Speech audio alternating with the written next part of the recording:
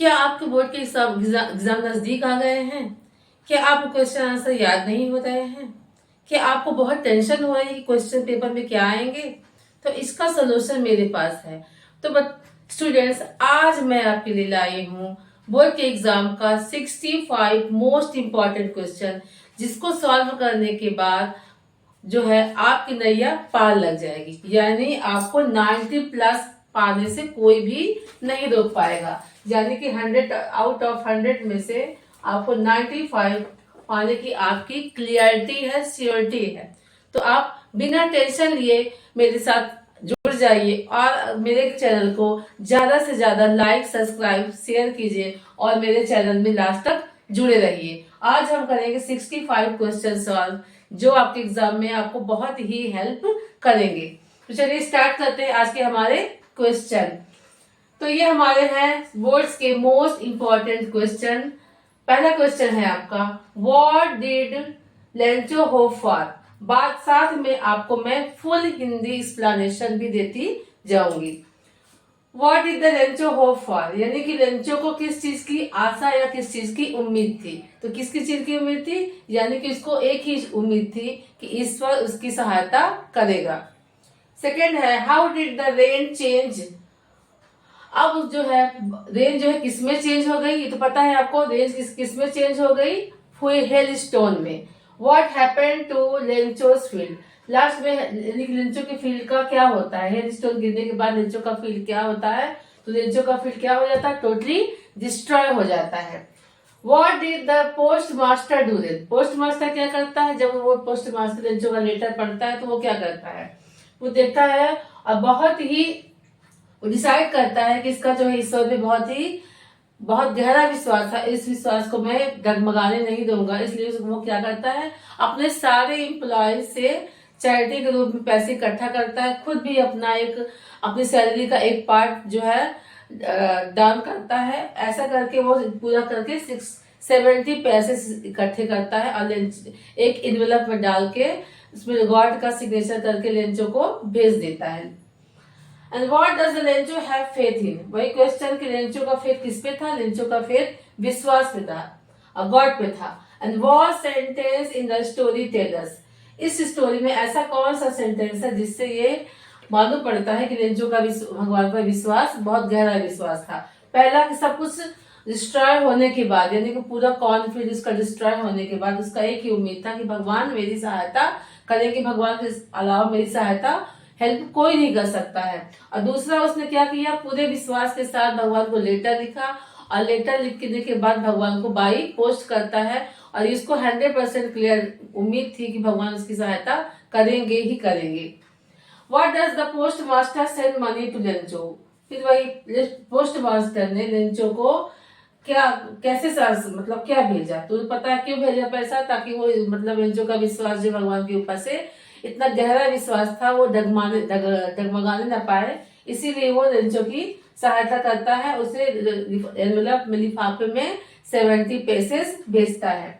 Why does he sign letter to God, और उसने God के नाम से साइन क्यों किया? क्योंकि वो गॉड के एड्रेस पे ही वो सोचता था कि लेंचो का विश्वास जो है बिल्कुल किसी भी हालत में डगमगाना नहीं चाहता था, कि इसीलिए उसने क्या किया, एनवेलप में 70 रुपए डाले, 70 पैसेस डाले और ऊपर से लिख दिया गॉड, यानी कि ये पैसे किसने भेजे हैं लेंचो को?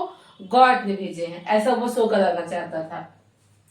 Where does the ceremonies take place, name any public building in India, यानी कि ये सेकेंड लेसन है नेल्सन मंडेला का। तो इसमें पूछता है कि जो नेल्सन मंडेला का जो उनके राष्ट्रपति प्रेसिडेंट बनने के उपलक्ष्य में जो सेरेमनी होती है वो कहाँ हुआ था? तो वो कहाँ हुआ था? एक बहुत ही सुंदर से एम्पी थिएटर में हुआ था। And name any public building in India that are made of sandstone, और इंडिया के ऐसे 2 पब्लिक बिल्डिंग का नाम बताना है जो सैंडस्टोन से बने हैं। तो बहुत सारे बने हैं, फॉर एग्जाम्पल जैसे रेड फोर्ट है, जमा मस्जिद है। And can you say how to 10th May autumn day in the South Africa, तो क्या आप बता सकते हैं ऐसा क्यों कहा गया कि 10th मई जो है अफ्रीका में ऑटम डे था? इसलिए कहा गया है क्योंकि बहुत ही लंबी जो है स्लेवरी के बाद जो है साउथ अफ्रीका को एक बार फिर से जो है जो ब्लैक लोग थे उनको जो है व्हाइट लोगों से आजादी मिली, इसलिए कहा गया। Why were the two national anthem संग, और साउथ अफ्रीका में दो नेशनल एंथम क्यों गाए गए? तो साउथ अफ्रीका में दो नेशनल एंथम क्यों इसलिए गाए गए क्योंकि वहां पे दो कम्युनिटी थी, एक व्हाइट था एक ब्लैक, तो दोनों ने ही अपने अपने अलग अलग एंथम नेशनल एंथम गाए। तो चलिए 9th क्वेश्चन है, what twin obligation does Mandela mention, यानी कौन सा दो जो कर्तव्य थे जिसको नेल्सन मंडेला ने इस चैप्टर में मेंशन किया है। तो पहला ऑब्लिगेशन किसका था? अपनी फैमिली के प्रति, यानी कि पहला कर्तव्य उसकी फैमिली के प्रति था, उसके माता पिता, उसके बच्चों के प्रति, उसकी पत्नी के प्रति, और दूसरा ऑब्लिगेशन था उसके देश के प्रति, उसके नेशंस के, उसकी कम्युनिटी, उसके पीपल के प्रति। Question, what does the young seagull affect to fly, ये क्या है? यंग सीगुल जो है उड़ने से क्यों डरती थी? Why does the young seagull affect it? क्योंकि वो बहुत डरती थी उड़ने से और उसका फर्स्ट फ्लाइट था, इसीलिए वो हिम्मत नहीं जुटा पा रही थी उड़ने के लिए। The sight of the food maddened him. What does this suggest? What compelled the young seagull to finally fly? यानी कि खाने के दृश्य को देख के वो बिल्कुल पागल हो जा रहा था। तो क्यों हो रहा था? क्योंकि उसने 24 घंटे से कुछ भी नहीं खाया पिया था, इसीलिए जब भी वो फूड के साइड को देखता था बिल्कुल पागलों की तरह रिएक्ट करता था। And what compelled the young seagull to finally fly, यानी कि आखिर में उड़ने के लिए किस चीज ने उसको कंपल किया, किस चीज ने विवश किया, यानी कि भोजन के लिए। भूख से वो बिल्कुल एकदम से बौखलाया हुआ था और भोजन के दृश्य को देखकर भूख के कारण ही वो उड़ने के लिए क्या हुआ, विवश हुआ। दे वर बिकॉलिंग हिम कॉलिंग श्रेली, यानी कि उसकी माता पिता, उसके भाई बहन सभी क्या कर रहे थे, इसको बार बार बिकॉलिंग कर रहे थे, उसके बाद चीख रहे थे, चिल्ला रहे थे। Why did the seagull fathers and mother cajole him to fly, बार बार उसको उड़ने के लिए क्यों मतलब प्रेरित कर रहे कि तुम उड़ो उड़ो, क्योंकि अगर वो ना उड़ता तो क्या होता, भूखे मर जाता, इसीलिए उसके माँ बाप जो है उसको उड़ने के लिए बार बार उसको बिकॉलिंग, उसको कजोल कर रहे थे।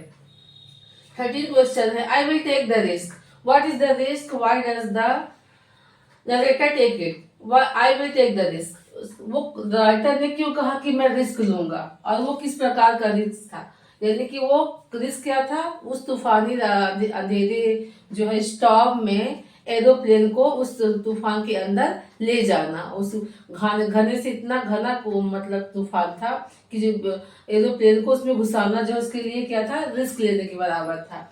And why does the narrator take it, उसने किसको कैसे लिया, उसने कहा चलो एक बार चांस लेते हैं और इस घने से तूफान पे मैं अपने एरोप्लेन को अंदर घुसाता हूँ। Describe the narrator experience as he flew the aeroplane into the storm, यानी कि नरेटर के एक्सपीरियंस को डिस्क्राइब करना है कि कैसे उस घने से तूफान में उसने कैसे अपने एरोप्लेन को उड़ाया।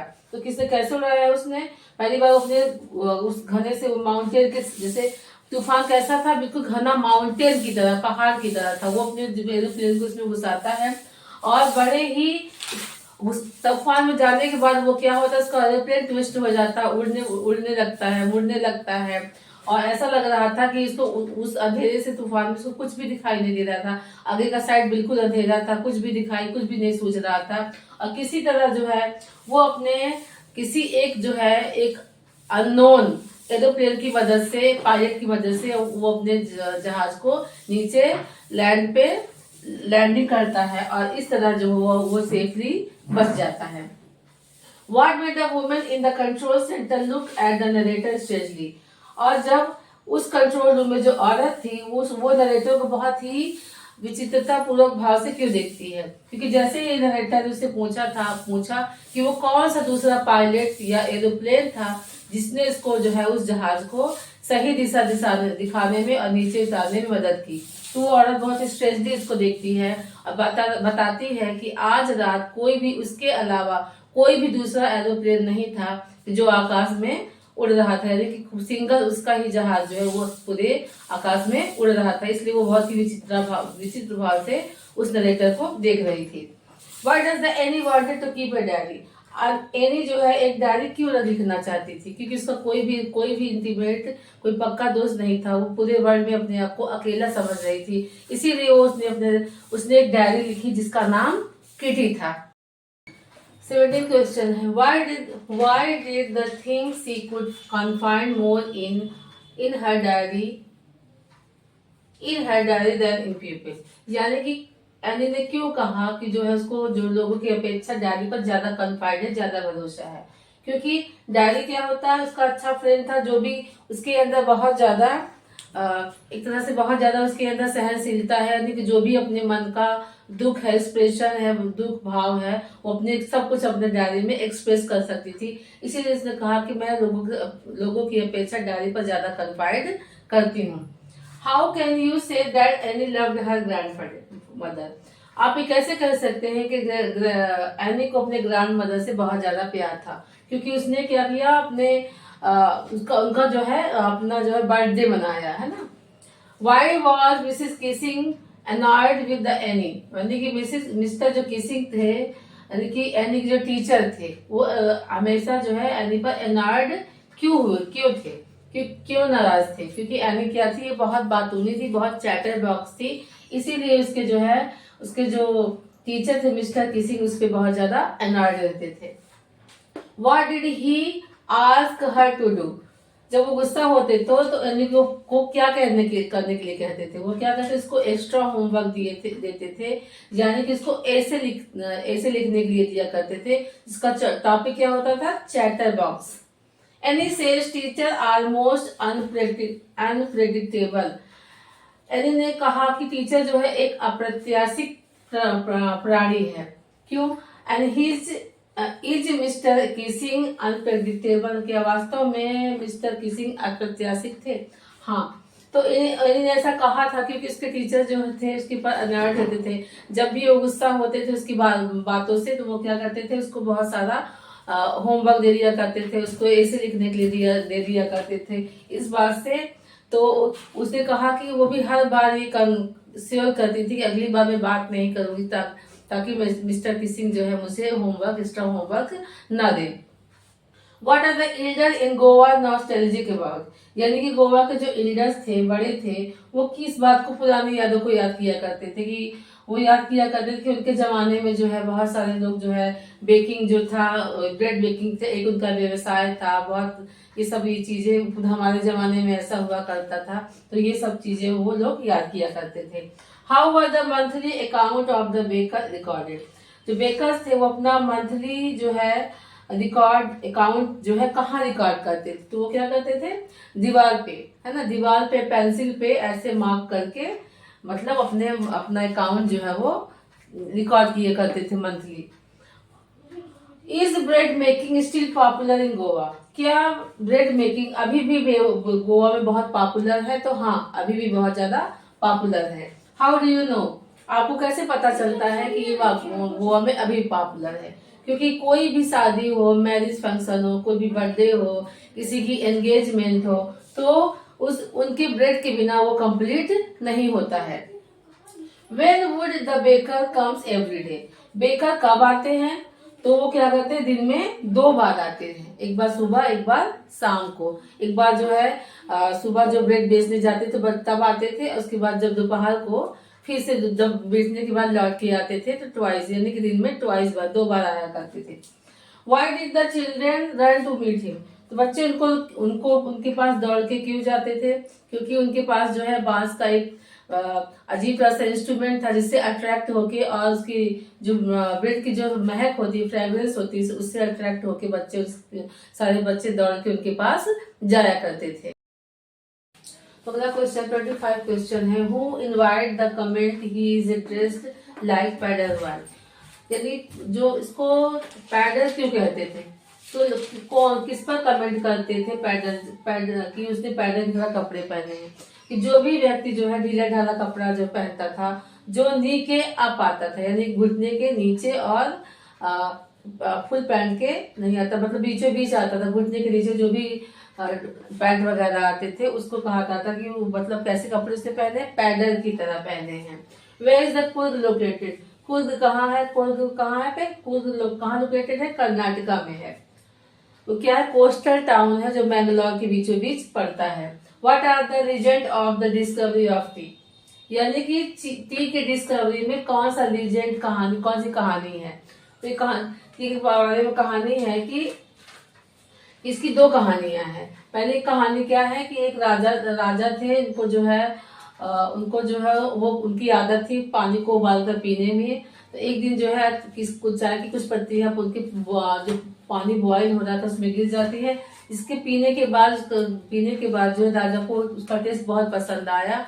तब से वो जो है चाय की पत्ती पीने लगे, यानी कि टी के लिप्स पीने लगे। और दूसरी कहानी है बौद्ध का एक बुद्धिस्ट सेंट थे जिनको जो है बहुत नींद आती थी। जब भी वो मेडिटेशन करते थे तो उनको बहुत नींद आती थी, तो उन्होंने अपनी आई लिड जो है उसको ही काट लिया।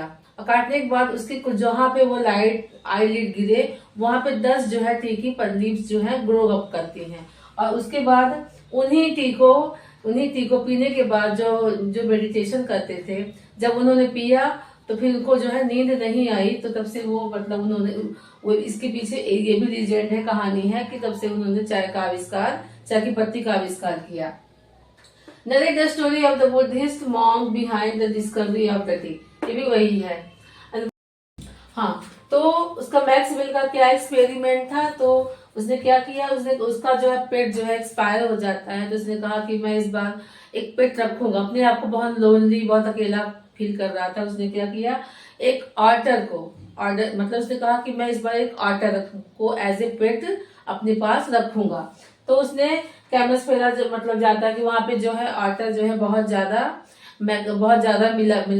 मिलते हैं, बहुत ज्यादा से सुटेबल प्लेस है उनके लिए, इसीलिए वो वहां पे आसानी से मिल जाते हैं जो अरब कंट्री में है। तो इसने कहा कि मैं इस बार जो है ऑटर को एज ए पेट अपने घर रखूंगा। How does he get the otter? तो उसने जो है OTT तो उसने जो है ऑटर को एज ए पेट कैसे रखा? Does he like it? क्या उसे पसंद करता था? Pick out the word that tell you that's. उन शब्दों को पिक आउट करो जिससे पता चलता है कि वो ऑटर को लाइक करता था। तो हाँ, उसने जो है मतलब अरब से ऑटर अपने लिए ऑर्डर किया। तो जब वो अरब कंट्री खुद भी जाता है तो उसने कहा वहां से ऑर्डर किया, और उसको ऑर्डर करने के बाद उसको वाकई में इसको ऑर्डर बहुत पसंद आता है। किन वर्डों से पता चलता है कि वो ऑर्डर को जो है अपने साथ रखता था? इंग्लैंड ले आया, और उसके बाद एज ए पेट अपने साथ रखता था, अपने साथ कहीं भी घूमने जाता था, कहीं भी जाता था तो अपने साथ ले आता था। उसकी जो हरकतें थी, खेलने की जो स्टाइल थी, वो सब उसको ऑथर को बहुत पसंद आती थी। How does the Mijbil transported to England? तो ऑथर ने मिसबिल को इंग्लैंड कैसे ट्रांसफर किया? तो उसने क्या किया, डायरेक्ट जाके उसने इंग्लैंड के लिए ट्रांसपोर्ट में जब बात करता है मिसबिल को लाने के लिए, तो उन्होंने मना कर दिया। हमारे भी किसी एरोप्लेन में किसी भी पेट को हम मतलब अलाउ नहीं करते हैं बाई एयर ले जाने के लिए। तो उसने क्या किया, इसके लिए उसने क्या किया, पहले पेरिस यानी इंग्लैंड से पेरिस जाता है, फिर अरब से पेरिस से फिर इंग्लैंड लाता है। और कैसे लाता है, एक बॉक्स में डाल के ऑटर को इंग्लैंड ले आता है। What did the miss do to the box? जब वो बॉक्स में यानी कि जब वो तैयारी कर लेता है उसको राइटर जो है एरोप्लेन में जाने के लिए, तो क्या करता है, सबसे पहले इसको बॉक्स में डालता है, क्योंकि ऐसे इसको खुले में ले नहीं जा सकते थे। इसको बॉक्स में डालता है, और बॉक्स में डालने के बाद उसको जो है बाई फ्लाइट जो है ले आता है। तो मिस ने क्या किया, जैसे ही वो बॉक्स में डालता है, थोड़ी समय बाद मिस जो है उसके बॉक्स को पूरे जो उसका लिड था उसको पूरा तोड़ कर देता है, फाड़ देता है, जिसके कारण उसको काफी चोट आ जाती है और उसके बहुत सारे ब्लड निकलने लगता है। What game had miss invented? Miss ने कौन सा नया गेम इन्वेंट किया? तो वो क्या करता था, उसका सबसे फेवरेट गेम क्या था, एक राइटर का जो वर्न आउट सूटकेस था। तो वो क्या करता था, वो जो नीचे एक तरफ से क्या था, उसमें स्लोप था, ढलान था। तो वो क्या करता था, कोई भी ऑब्जेक्ट जो है ढलकने वाला, जो मार्बल्स थे, वो उसको ऊपर रख देता था, और उसको जब वैसे ढलकता था फिसलता था, तो उसको दौड़ के उसको पकड़ता था, यही उसका फेवरेट गेम था। 34 क्वेश्चन है, what guesses did the Londoner make about what Mij was, यानी कि जो लंदन के रहने वाले वहाँ के निवासी थे, मिज के बारे में क्या गेस करते हैं। तो वो गेस करते हैं कुछ, कोई उसको कहते हैं कि, कोई कहता है कि ये जो है स्क्वेरल है, कोई कहता है कि मतलब गिलहरी है, कोई कहता है कि ये नेवला है। मतलब जितने भी लोग थे उसको अलग अलग तरीके से गेस करते थे। What was the world favourite pass time, तो वल्ली का सबसे फेवरेट पास टाइम क्या था, यानी कि वो सबसे ज्यादा उसको अच्छा अपना समय बिताना कहाँ अच्छा लगता था। तो क्या करती है, अपने घर के दरवाजे के पास जो है वहां पे खड़े होके बस को आते हुए और जाते हुए जितने भी पैसेंजर्स आते थे और जो बस पे चढ़ के जाते थे उनको देख के उनको मतलब उसको बहुत अच्छा लगता था। तो वो वही जो है वल्ली का pastime, favourite pastime था। What the Valli find out about the bus journey and how did she find this detail, तो उसको बस, उसकी बस वल्ली को बस की जर्नी के लिए वो कैसे उसके बारे में कैसे पता लगाती है। How did she find the detail, तो वो क्या देखती है कि बस की जर्नी जो है कितने बजे से स्टार्ट होती है, कितने बजे से मतलब बस जाती है, कितने बजे से आती है, और कैसे उसको बस के डिटेल के बारे में पता चला कि लोगों से पूछ के, लोगों से बात बात करती, कुछ पैसेंजर से आपस में बात करते थे, उनको खड़ी होकर सुना करती थी कि अगर मतलब, और कुछ लोगों से पैसेंजर से वो पूछा करती थी कि मतलब कैसे बस की जर्नी की जाती, कितने बजे जाती, कितने बजे आती है। इस तरीके से उसने बस का पूरा डिटेल इंफॉर्मेशन गेट किया। How what did Valli see on her way that made her laugh, तो बस में जब जर्नी कर रही थी, यात्रा कर रही थी, तो वर्ली ने क्या देखा और क्या देख के उसे हंसी आई। तो जब वो बस में जर्नी कर रही थी, उसने देखा कि एक गाय का बछड़ा जो है आगे आगे बस के आगे पूंछ उठा के दौड़ रहा है। तो ये चीज देख के बल्ली को बहुत हंसी आई। हाउ इज द बल्ली प्लान हर राइड, बस राइड, तो बल्ली ने अपने बस राइड के लिए कैसे प्लान बनाया। तो उसने देखा कि, तो उससे पहले उसने टाइमिंग नोट आउट किया, कितने बजे बस जाती है, कितने बजे आती है, और उसके गांव से बस जाने में कितना समय लगता है और कितना फेयर लगता है, कितना किराया लगता है, ये सब चीज उसने प्लान किया। उसके बाद what did she find out about the bus and how did she give up the fare, वही बात के बारे में कैसे क्या फाइंड आउट किया, यही फाइंड आउट किया कि मतलब बस की बस का टाइमिंग क्या है, आने का टाइमिंग क्या है, जाने का टाइमिंग क्या है, कितने बजे बस जो है आती है जाती है, बाकी जो कितना टाइम लगता है, कितना फेयर लगता है। तो उसने कैसे वो बस के लिए फेयर कितना बचाया, कैसे बचाया उसने, पहले से पता लगाया कि एक साइड का बस का जो है फेयर किराया कितना लगता है, 30 पैसे, 30 रुपए लगते हैं, और जाने के टोटल मिला के 60 हो गए। उसने कैसे किया, कैसे सेव किया, गांव के मेले में जो है वो गई, उसके लिए इसको मतलब उसके लिए पॉकेट मनी जो मिलती है, तो वो क्या करती है, इसको सेव कर लेती है और उसी से वो बस का फेयर देती है।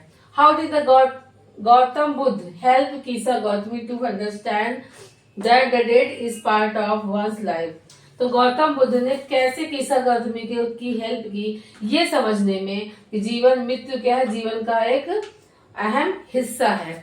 तो कैसे किया, तो वो जब गीसा गौतमी का जो सन होता है वो डेड हो जाता है, तो वो गौतम बुद्ध के पास जाती हैं कि जीवन दान मांगने के लिए कि आप इतने बड़े सन्यासी हैं, महात्मा हैं, तो मेरे बेटे को जीवन दान दे सकते हैं। तो गौतम बुद्ध कहते हैं ठीक है, मैं तुम्हारे बच्चे को जीवन दान दे दूंगा, लेकिन इसके लिए तुम्हें जो है एक घर से हैंडफुल मस्टर्ड सीड मांग के लाना होगा, ऐसे घर से मांग के लेके आना जिस घर में कभी किसी की मृत्यु ना हुई हो। तो कीसा गौतमी जाती है हर जगह, हर घर में ऐसे मतलब पूछती हैं, पर उनको सब जगह मांगने पर ऐसा कोई भी घर नहीं मिलता है जहाँ पे किसी की मृत्यु ना हो, किसी की बेटी की मृत्यु हुई, किसी के पति की, किसी की पुत्री की, मतलब हर घर में कोई ना कोई किसी की डेथ हुई ही रहती है। तब वो उनको समझ में आ जाता है कि मृत्यु क्या है, जीवन का एक अहम पार्ट है, जो भी जन्म लेता है उसको मरना ही पड़ता है। Why did Kisa Gautami go to Buddha, तो कीसा गौतमी बुद्ध के पास क्यों जाती है, मैंने अभी बताया क्यों जाती है, अपने बेटे की जीवन की भिक्षा मांगने के लिए कि मेरे बेटे को अलाइव कर दीजिए। What did the Kisa Gautami understand after asking for the mustard seed in the village? अभी मैंने बताया कि वो बस गांव में मस्टर्ड सीड क्यों मांगने जाती हैं, क्योंकि ऐसा करने के लिए उनको जो है गौतम बुद्ध ने कहा था कि ताकि तुम ऐसे घर से हैंडफुल मस्टर्ड मांग के लाओ जहाँ पे किसी भी की भी घर में मृत्यु न हुई हो, और ऐसे घर से मांग के लाओ। तो वैसे वही मतलब हो जाती है, हैंडफुल मस्टर्ड मांगने के लिए जाती हैं। 42 क्वेश्चन है, व्हाई वॉज द किस्सा गौतमी इन ग्रीफ। अभी बताया मैंने कि किस्सा गौतमी को क्या दुख था, क्यों दुखी थी, बताया ना। उसकी किस्सा गौतमी का जो सन था वो एक्सपायर हो गया, इसीलिए बहुत ज्यादा दुखी थी। Who is the Lomov and why does he visit Chubukov. Lomov कौन था, वो सुबकोव के पास क्यों गए। लोमोव क्या था, एक बहुत रिच या एक रिच आदमी था, और लोमोव के पास क्यों गया था, सुबकोव के पास क्यों गया, उसकी बेटी नाटालिया का मतलब मैरिज प्रपोजल लेके गया था। Why Chubukov suspect Lomov when he comes to him house. जब लोमोव उसके घर आता है सुबकोव के, तो वो क्या सस्पेक्ट करता है, क्या संदेह करता है। तो क्या संदेह करता है, यही वो सोचता है कि शायद वो उसके घर से कुछ पैसे या कोई चीज बारो करने आया है, वो सस्पेक्ट करता है। Write a character sketch of Natalya Senegov. तो नटालिया का करेक्टर बताओ। नटालिया कैसी लड़की थी, वो 25 साल की एक सुंदर सी लड़की थी। किसकी बेटी थी, सुबकोव की बेटी थी। और तो क्या कैसी थी, बहुत थोड़ा सा गुस्सैली थी, झगड़ालू थी, छोटी छोटी बात में बहुत हाइपर हो जाया करती थी, शॉर्ट टेम्पर थी। उसको बस क्योंकि उसने जो है लोगों के साथ थोड़ी सी प्रॉपर्टी को लेकर लड़ाई किया, झगड़ा किया। उसके बाद जब उसको बाद में पता चलता है कि लोगों उसका मैरिज प्रपोजल लेके आया था, तो बहुत ज्यादा दुखी होती है। उसके बाद किसी तरह दोनों की मतलब दोनों जो है मान जाते हैं, और दोनों की जो है शादी जो है मैरिज प्रपोजल जो है एक्सेप्ट हो जाता है। What do the crow and the hemlock represent? What does the dust tops know that the crow sake of hemlock trees stand for? What do the crow and hemlock represent? यहाँ पे crow और hemlock किसका क्या represent करते हैं। दोनों जो है किसके सैडनेस और ग्रीफ के प्रतीक माने जाते हैं। दोनों दुख के प्रतीक माने जाते हैं, कि दोनों जो है बैड ओमेन है। And what does the dust of snow the crow sake of the hemlock tree stand for? जैसे ही क्रो जो है हेमलॉक ट्री पे बैठता है, तो उसके जितने भी डस्ट होते हैं उस क्रो जो है पूरे हेमलॉक ट्री को जो है सेक ऑफ करता है, तो सारे डस्ट गिर जाते हैं। ये क्या प्रेजेंट करता है, हैप्पीनेस एंड ये खुशी का प्रतीक है। कि सारे उसके दुख भरे जितने भी दुख थे वो एक क्षण में ही समाप्त हो जाते हैं। What does the poet say? The boy is learning from loss of the ball. Explain in your own word. यहाँ पे पोएट कहता है कि जो है लड़के को बाल उसका गुम गया है, उसको सीखना चाहिए। What does the poet say? The boy is learning from the loss of ball. यानी कि बॉल के खो जाने में से कैसे सीखना चाहिए, यानी कि इसको सीखना चाहिए कि दुनिया में बहुत सी ऐसी चीजें हैं, खोना पाना ये जो क्या है दुनिया का एक जो है रिचुअल है। यानी इस पर जो है हमें ज्यादा दुखी या उदास नहीं होना चाहिए, क्योंकि लाइफ प्रोसेस है। कभी हमें जो बहुत ऐसी प्यारी चीज होती है जो हमारी गुम जाती है, तो हमें इसको जो है उसको छोड़कर हमें लाइफ में आगे फॉरवर्ड मूव ऑन करना चाहिए। What does the fire and ice stand for in the poem? इस पोयम में फायर एंड आइस के किसके स्टैंड है, कि मतलब इसके किसके प्रतीक है। तो फायर क्या है, गुस्सा है, क्रोध है। और आइस क्या है, यानी कि आइस जो है हैट्रेड है, यानी एक तरह से नफरत है। फायर मतलब फायर का मतलब है गुस्सा, क्रोध और नफरत। आइस का मतलब होता है कि जैसे कोई बहुत ही जो क्रूअल हो, बहुत जो है दूसरे का फ्लैटरी हो, दूसरे का चापलूसी करे, यानी कि घृणा करे, नफरत करे, उसका है। What is the central idea of the poem Fire and Ice? Fire and Ice का central idea आपको लिखना होगा। What is the theme of the poem A Tiger in the Zoo?